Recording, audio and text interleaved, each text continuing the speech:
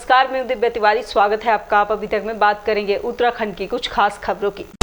आज शहरी विकास मंत्री बंशीधर भगत लक्सर के सुल्तानपुर में पहुंचे, जहां लक्सर विधायक संजय गुप्ता, लक्सर नगर पालिका अध्यक्ष अमरीश गर्ग और सैकड़ों जनसंख्या में भाजपा कार्यकर्ताओं ने उनका फूलमाला पहनाकर जोरदार स्वागत किया। वहीं शहरी विकास मंत्री बंशीधर भगत ने कहा कि पहली बार मंत्री बनने के बाद लक्सर सुल्तानपुर में आया हूँ। पहली बार इधर को आया हूँ तो संजय गुप्ता जी ने लालकुआं निकटवर्ती क्षेत्र मोटा हल्दू के गौला निकासी गेट के समीप बसे मजदूरों की सैकड़ों झोपड़ियों में भीषण आग लग गई। स्थानीय लोगों के मुताबिक 200 झोपड़ियों के आसपास जलकर राख हो चुकी है और भी आग की लपटों की आसपास की झोपड़ियां अपने आगोश में ले चुके हैं। सोनभद्र कितना नुकसान हो गया? बहुत सामान जल गया। क्या क्या? मोबाइल था, पैसा था, क्लिप था, बर्तन, राशन, ओढ़ना कपड़ा सब जल गया। कुछ बचा नहीं? नहीं, कोई चीज़ नहीं बचा है। ये होगी क्या रात? हम मालूम नहीं कैसे धर लिया। तो सब कुछ जल गया? हाँ, सब कुछ जल गया। देखिए, फायर ब्रिगेड तो यहाँ से शांतिपुरी से लेके गोरा पड़ाव वहाँ शीश महल तक हर जगह तो फायर ब्रिगेड नहीं खड़ी की जा सकती, और बाकी फायर ब्रिगेड हर जगह सरकार की तरफ से उपलब्ध ही है। वो बुलाई जाती, बुलाने में टाइम लगता तो वो आई है। बाकी मुआवजे के लिए इसकी पूरी अब रिपोर्ट भेजी जाएगी तो मुआवजा मिलेगा। जैसे इससे पूर्व में भी मिला गया तो अब भी इसकी मिलने की उम्मीद है। ऐसा कुछ नहीं है, पार्टिकुलर कोई प्रावधान कुछ नहीं है। ऐसा कोई नहीं है कि इसको एट ए डॉट स्पॉट इतना दिया जा सकता। केस के स्टडी होती है, केस के हिसाब से ही मिलता है। तो कुछ राहत मिल सकती है? बिल्कुल बिल्कुल बिल्कुल। इसके पहले एक बच्चा भी मरा था, तो कहने की बात नहीं है। इसी अभी 2 साल पहले इसी बड़े बिरी पड़ाव में ही है। तो हमारे चेयरमैन महोदय ने आए थे, उन्होंने भी दिया जिसका उसको तो जो भी उसको मिला है आपने जानते ही हैं सब। या मदद का प्रावधान नहीं, ऐसा कोई नकदी का रिकॉर्ड वगैरह हमारे पास नहीं होता है, क्योंकि ये मजदूर तो व्यवस्थित होते हैं ना गाड़ी मालिकों से। हमारे पास ऐसा कोई इनका व्यवस्था ऐसी नहीं होती कि वो क्या ला रहे हैं, कैसे कर रहे हैं। वो गाड़ी मालिक से ही पैसा लेते हैं, वहीं से मनीष करते हैं वो। श्रमिक कल्याण को उससे सर कुछ मदद मिल सकती है? श्रमिक कल्याण हमारा कोई हेड नहीं है। बाकी वो न्यास का हेड है, न्यास से बात करनी पड़ेगी। वो तो डीएम महोदय से है, वो तो डीएम महोदय बात होगी।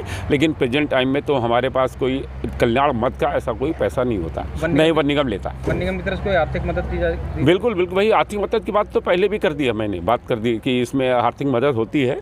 इसके पहले भी हमारे चेयरमैन महोदय आए थे और हमारे विधायक जी भी आए थे, उन्होंने सबको दिया है।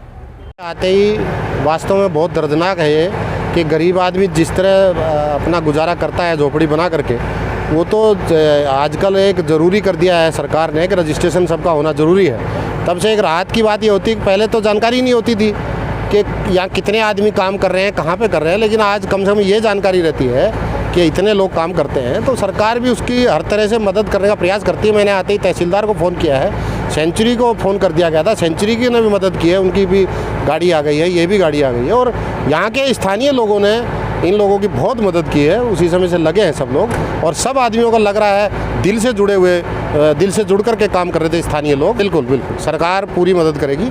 और मैं बात कहूँगा अपने स्तर से, तहसीलदार को बोल दिया और पटवारी भेज रही हूँ। लालकुआं में स्थान चिन्हित किया जा रहा है फायर ब्रिगेड के लिए। लालकुआं जगह चूँकि हमारे पास बहुत उपलब्ध नहीं हो पाती है, नगर पंचायत को बोला गया है अगर नगर पंचायत जगह उपलब्ध कराती है तो फायर ब्रिगेड ऑफिस यहीं खुलवाएंगे, जिससे कि नज़दीक के क्षेत्र का लाभ मिल सके उसका। महिलाओं के वस्त्रों को लेकर मुख्यमंत्री द्वारा की गई टिप्पणी पर सियासत गरमाई दिखाई दे रही है। महिलाओं के जींस पहनने को लेकर मुख्यमंत्री द्वारा दिए गए बयान पर ऋषिकेश के श्यामरपुर तिराहे पर कांग्रेस पार्टी के कार्यकर्ताओं द्वारा मुख्यमंत्री तीरथ सिंह रावत का पुतला फूंक कर विरोध प्रदर्शन किया गया। जो मुख्यमंत्री जी आए हैं उनका पुतला दहन करने हम लोग आए हैं। एक तरफ 21वीं सदी में महिलाओं की बात करते हैं, क्या साड़ी या सूट पहन के हवाई जहाज उड़ाए जाएंगे? अब हमारे कपड़ों पर टिप्पणी करने से पहले ये सोच लें, हमारे कपड़े नहीं, हमारी जीन्स से फटी भी नहीं है, इनकी सोच फटी हुई है।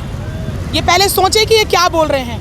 महिलाओं के कपड़ों के बारे में टिप्पणी करने से अच्छा पहले जो किसान हैं, जो देश के हालात हैं, जो अपने राज्य के हालात हैं, उन पे गौर करेंगे, ना कि महिलाओं के घुटने देखें, ना उनके गमबूट देखें।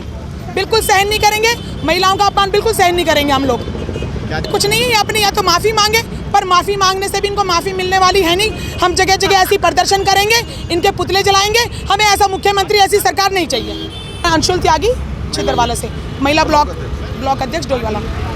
बहुत ही शर्म की बात थी, जहां हमें विकास की बात करनी चाहिए थी, जहाँ हमें रोजगार की बात करनी चाहिए थी। हमने ये सोचा था पुराना मुख्यमंत्री हटाया तो नया क्लेवर में कुछ अच्छा बुद्धिजीवी मुख्यमंत्री लाया होगा। लेकिन जब इन मुख्यमंत्री जी की बात हम सुनते हैं, बड़ी शर्म की बात होती है कि मुख्यमंत्री जी जिस तरीके से व्याख्यान करते हैं कि मैं फ़्लाइट में गया, एक बहन जी बैठी थी, उसके गम बूट पहने थे, गम बूट के बाद वो घुटनों पे गए, और इस तरह के उनके जो व्याख्यान थे अपने आप में शर्मनाक थे। मैं तो मोदी जी से कहूँगा कि ऐसे मुख्यमंत्री को बनाने से अच्छा है कि आप कोई बढ़िया मुख्यमंत्री को यहाँ पर भेजते, ताकि वो विकास की बात करता। वो ये कहते मैंने फ़्लाइट से हेलीकॉप्टर से नज़ारा किया, वहाँ पर रोडें टूटी थी, वहाँ पर बाढ़ का पानी नहीं रोका जा रहा था, वहाँ पर लोग बेरोजगार थे। ये अगर उनकी नज़रें देखती तो मुझे लगता कि नए मुख्यमंत्री में कुछ कमाल की बात होती। लेकिन शर्म की बात है, आज महिलाओं ने यहाँ पे एकत्रित होकर उनके साथ हमने तीरथ सिंह रावत का पुतला फूंकने का काम किया, और तीरथ सिंह रावत ने जो शर्मनाक बयान दिया है, उस शर्मनाक बयान के लिए उनको माफ़ी मांगनी चाहिए। आज युवा कांग्रेस की तरफ से उनके घर का घेराव भी किया जा रहा है देहरादून में, तो मैं यहाँ से मांग करता हूँ कि वो माफ़ी मांगे, अन्यथा सड़कों पर आंदोलन को हम सभी लोग बाध्य होंगे। हरिद्वार की लक्सर कोतवाली पुलिस ने नकली नोट बनाने वाले 2 युवकों को पकड़कर जेल भेज दिया है। एसपी देहात प्रमेंद्र सिंह डोभाल ने आज लक्सर कोतवाली में प्रेस कॉन्फ्रेंस कर ये जानकारी दी है। उन्होंने बताया कि लगातार शिकायत मिल रही थी कि क्षेत्र में नकली नोटों का प्रचलन हो रहा है और कुछ लोग नकली नोट बना रहे हैं। उन्होंने बताया कि इसी क्रम में वरिष्ठ पुलिस अधीक्षक हरिद्वार के निर्देशन में टीम गठित कर नकली नोट बनाने वाले की तलाश की जा रही थी। जो छापने का लगातार एक सूचना हमारे थाने स्तर पर प्राप्त हो रही थी, तो इसमें सीओ लक्सर और इंस्पेक्टर लक्सर के द्वारा इसमें एक टीम गठित की गई थी, जिसमें ये बात बार बार आ रही थी कि कुछ नकली नोट बाज़ार में प्रचलन में आ रहे हैं। तो इसमें 2 अभियुक्त जिनका नाम बार बार आ रहा था, जो इस तरीके के सर्कुलेशन में लगे हुए थे, उनको पुलिस ने पकड़ा है। इसमें दोनों ही, एक अफजाल है और एक शोएब है।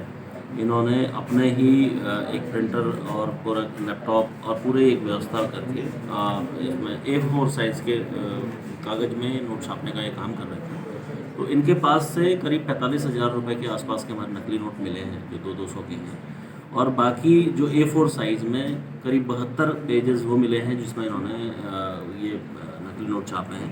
साथ में इसमें प्रिंटर है, स्कैनर है, और जितना भी इसमें छापने के लिए जो भी चीज़ प्रयुक्त होती है, उसको हम लोगों ने बरामद किया। उत्तराखंड सरकार लगातार आम जन के हित की योजनाओं का संचालन कर रही है और सरकारी विभागों की जिम्मेदारी है कि जरूरतमंद को ही हाल में सरकारी योजनाओं का लाभ दिया जाए। लेकिन डोईवाला में नगरपालिका क्षेत्र की केशवपुरी और राजीव नगर बस्ती के गरीब परिवारों को आज तक सरकारी योजना जल जीवन मिशन के अंतर्गत अभी तक लाभ नहीं मिला है, जिससे परेशान और उपेक्षा से आहत होकर लोगों ने सामाजिक कार्यकर्ता भारत भूषण के नेतृत्व में जल संस्थान कार्यालय के साथ SDM कार्यालय में अधिकारियों से मुलाकात कर योजना से जोड़कर पानी कनेक्शन देने की मांग की है। डीजल का कनेक्शन जो अभी शासन के द्वारा जो किया गया है, उसके क्रम में उनकी शिकायत थी कि उनको अभी निःशुल्क जो पानी का कनेक्शन है वो नहीं दिया जा रहा है। इसके संबंध में मेरी जल संस्थान के अधिकारियों से वार्ता हुई है और उनको निर्देशित किया गया है कि जो भी शासनादेश में जो भी प्रावधान किए गए हैं, उसके अनुसार जो भी पात्र व्यक्ति हैं उनको तत्काल कनेक्शन देने की कार्रवाई प्रारंभ की गई। सरवर नगरी नैनीताल में कई दिनों से यहां के प्रसिद्ध होटल मुन्नू महारानी के छटनी कर्मचारियों को होटल के बाहर किए जाने से गुस्साए कर्मचारियों ने क्रमिक अनशन शुरू कर दिया है। होटल कर्मचारियों का कहना है कि मन्नू महारानी प्रबंधक द्वारा लॉकडाउन के समय होटल में कुछ ही कर्मचारी को रखा गया था, जबकि अन्य कर्मचारियों से कहा गया कि होटल खोलने के बाद सभी को रख लिया जाएगा। मैं चाहता हूँ, आप सब जानते भी हैं कि हम समस्त कर्मचारियों की छटनी होटल मन्नू महारानी प्रबंधक ने की थी। हमने इसके पूर्व उनसे वार्ता करने की कोशिश की, उन्होंने हमसे वार्ता नहीं करी, न हमारे लेटर का कोई जवाब दिया। इस संदर्भ में हम जिला प्रशासन में डीएम साहब से मिले, कमिश्नर साहब से मिले, एडीएम साहब से मिले, अपनी नौकरी को लेकर हम लेबर बोर्ड भी गए, लेकिन आप सब जानते हैं कि हमें सिर्फ वहां से आश्वासन मिला और कुछ नहीं मिला। इसी क्रम में हम आगे बढ़ते हुए हम लोग 1 मार्च से होटल मन्नू महारानी के समक्ष शांतिपूर्वक आंदोलन बैठे 14 दिन बीत जाने के उपरांत भी शासन प्रशासन ने होटल प्रबंधक ने हमसे वार्ता नहीं की, तो हमें अपना कर्मी का संशोधन करना पड़ा। इसी बीच अभी 2 दिन पहले हमारी होटल प्रबंधक से वार्ता हुई, जिसमें लेबर कोर्ट से हमारे assistant labour commissioner, labour inspector मौजूद थे। उनके द्वारा भी प्रबंधक से कहा गया कि आप इनको वापस लीजिए। उनका यही कथन था, अभी हमारे रोड पूरे नहीं खुले हैं, जब रोड पूरे खुल जाएंगे तो इनको बुलाया जाएगा। तो हमने बोला उनसे, आपने जो पत्र किया है उसमें ऐसा उल्लेख नहीं है कि 1 रूम खुले या 67 रूम खुले। उसमें उन्होंने साफ लिखा है कि होटल खुलेगा तो बुलाया जाएगा। साथियों, ये बड़े दुर्भाग्य का विषय है। ये होटल के प्रबंधक की तानाशाही चल रही है, उनका रवैया चल रहा है। वो हमें ऐसा लगता है कि हमको नौकरी नहीं देना चाहते हैं। अगर ऐसा उनका विचार है तो हम तो कहते हैं कि आइए बताइए कि आप ऐसा क्यों सोचते हैं, हमने ऐसा क्या किया। साथियों, इसी संदर्भ में हमारी 23 तारीख को एक वार्ता होनी है। उसमें क्या होगा आपको बताया जाएगा। इससे पूर्व आप सभी को मैं कि आप और हम जो एक न्याय जायज की मांग के लिए यहां पर आए हुए हैं, और आपका संघर्ष जो है वो सफलता की ओर है। आप बिल्कुल किसी प्रकार की चिंता न करें, और जो अगली रणनीति जो आप तय करेंगे उस रणनीति के साथ भी उत्तराखंड क्रांति दल, देवभूमि मोर्चा, ये आपके साथ में है और रहेगा। उत्तराखंड की कुछ खास खबरों में फिलहाल इतना ही। फिर मुलाकात होगी कुछ नई ताज़ी खबरों के साथ। तब तक के लिए नमस्कार।